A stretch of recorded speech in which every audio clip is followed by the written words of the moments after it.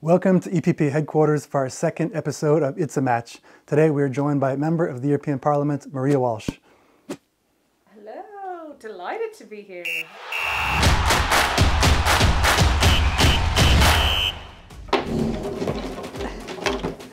Gosh, this is where I have to make sure I promised my team I wouldn't swear. Oh. In case anybody can't see on the camera, he just moved the ball as it was close to his goal.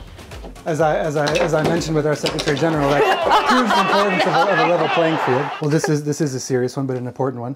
How have the EU's recovery efforts helped local communities, including in your own constituency? Oh, very much so. I mean, we have the COVID, the response time in an institution the size that we have across, now the 27 member states was just really rapid, considering the political landscape is often moving a little bit slower than what social change wants or what communities are acting for.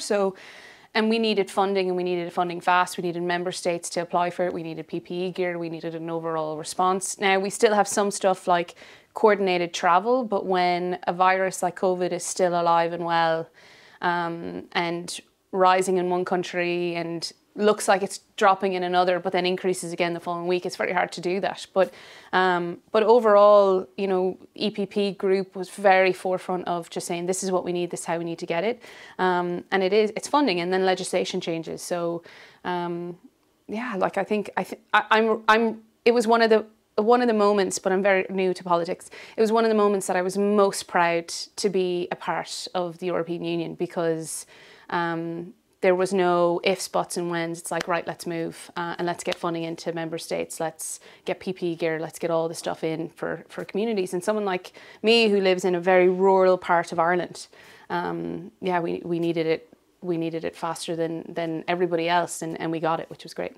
I read your newsletter recently, which you sent out, and you really focused a lot on the different things that the European Union and that you were doing for your own local constituency in the context of these efforts. Actually, it leads me on to another question, which I was going to ask maybe later, depending on the score. And that is about... the game's going bad, so that's why you're... Well, exactly. So it's my prerogative. But you mentioned this is your first mandate in politics, and this is a new career for you. So my question would be, how did you get into politics in the first place? Yeah, this is I'm new to party politics, new to being front and center in terms of decision making, and it's been an uphill battle. But there's some days where I walk in to the Parliament and I'm like, right, yes, I've got this, and then I come out on maybe a Wednesday or Thursday as I'm heading back to my constituents, and I'm like, I don't know what happened this week, but I don't know if I learned or if I helped. But for me, I'm a huge community activist, so I grew up in a family that was very involved in senior citizens parties, to St. Patrick's Day parades, to church gate collections, to sports, to whatever it is was happening at the community level. And my parents, it's essentially our DNA. And then I realised, after I was spent some time in the States, I realised when I moved home, I'm like, I don't see anybody who is representing me in an effect that I want them to. So, I'm LGBTQI, I'm passionate about rural Ireland. I think that we have a wonderful economy, we could have better. How do we keep younger people within the areas that they were educated or grew up in, versus what I had experienced in 2008 after the financial crash, and coming out of college, I had no choice but to move away. I put my hand up, and I really have this built up resentment, I guess, in some ways, that armchair activism has to stop. So, you have friends or people sitting around and they're like, this needs to change and this needs to change, but yet don't want to actually put themselves in there. And for me, if you're not going to get down to the Coliseum, your voice is weakening or doesn't have as much value as you do if you just get down and start making your voice heard. So it came straight out of just really commitment to the community and involvement with the community. Yeah, and wanting to see a voice, just wanting to see somebody who could add as much value as they could, and represent the type of things that I feel my generation wants, plus, and I must add that, like, we didn't grow up in party politics, so we voted, and we often talked about, right, we're doing a collective carpool to the voting house, but we never talked about what party we're from and whatnot. So for me then, when I chose, and they chose me, Fine Gael, which is our Irish party. In essence, the EPP group then became my extended family. It was such a natural fit. But within that, then you have to learn how to still add value to your voice, but then see views from not just an Irish perspective, but then across the EU, because we are the biggest party. We're such a broad church. And that makes my role as a young parliamentarian even more richer, because you just have an extended amount of opportunity to actually learn, both about myself and then what added value I can give to the constituency. But yeah, it's been phenomenal, and it was going well, and I just felt like I had gotten my sweet spot of stuff, and then COVID happened. But then this is life, and this is why you get involved. You get involved to make changes and make decisions that are going to impact positively to your community. And well, your constituents and Fine Gael and EPP are lucky to have you. Oh, you're very kind. I feel like I'm missing something here. See, and I can just give myself the ball again. Oh my God! Well Did done. you see that? Well played. So you've earned yourself a more informal, That's never going to happen fun again, question. so I had to do a victory dance. Oh, this is a great one as well. Definitely a change of tone. So looking at your various profile pics on different platforms, the question arises, what's your theory on hair color? So my theory, you know what, funny thing about that is keeping platinum hair is really hard. And then you see our more mature EPP members, fashioning the grey hair tones. And you're kind of like, I wish I was that, and I could never keep that naturally because I'm as dark as my eyebrows. But I plan on going back blonde in January. But the funny thing about it is, I remember I had just changed to dark hair. I was standing, it was the last Strasbourg we had before COVID, and it was about 10 o'clock at night, and I was trying to make a speech, and my team member called me, and like she was frantically messaging me going, "Where are you? I left you at the plenary." And I was like, "What are you, I'm sitting here." I'm like, "There's like 10 people here. What are you talking about?" And she's like, "The ushers can't find you." And it was because I changed my hair. So I had to stand up and do the awkward, like, "I'm here." Yeah. So it's sort of even your odd year, maybe sort of a thing? Yeah. Should we expect red at any point? I mean, you never know. You never know. I'm doing an internal focus group to see what resonates well. There we go. Oh, you're getting real fancy now with your turns. See, it can backfire though. What's your record on this, actually? My record is 0-1. 0-1. Okay, so the pressure's on you. Sort of. This is a much lower scoring affair than last week for some reason. What was the previous score? I think we ended up. It was like 5-3 or something. I'm looking at the team behind him because I think he might be lying. Is he? See, that was brilliant. Scored from all the way in the back. So this is another good one. You're vice chair of the EPP group and the European Parliament's Young Members Network. What do you have to learn as a young MEP? You've already touched on some of this. And what could less young MEPs learn from you? Ooh, controversial question. I am really fortunate. So Eva Maydell is our lead, and I'm the vice chair with Carlo Ressler, and we have an amazing group of young members. I think we like to call ourselves the next generation versus the young side of things, but